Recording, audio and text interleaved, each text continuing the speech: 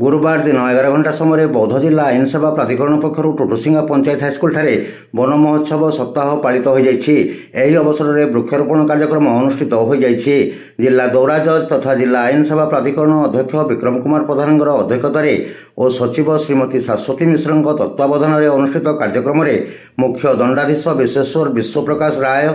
वरिष्ठ देवानी विचारपति सीताकांत प्रधान, वरिष्ठ देवानी महिला विचारपति दीपा दास, रेजिस्ट्रार जयप्रकाश नायक, उपखंडीय न्यायिक विचारपति सुश्री संगीता दास, प्रथम श्रेणी न्यायिक विचारपति दुर्गा प्रसाद पंडा और प्रवेशन अधिकारी जोग देथिले। वन विभाग पक्षर सहकारी वन संरक्षक मीनाक्षी कुमरा, रेंज ऑफिसर अर्चना गमांगो, हाईस्कल प्रधान शिक्षक राधामोहन महाना, इको क्लब संयोजक स्वराज कुमार उपस्थित थिले। वृक्षारोपण आवश्यकता और महत्व संपर्क में अतिथि माने छात्र छात्री को बुझाइबा सहित सामूहिक वृक्षारोपण अनुष्ठित होइथला।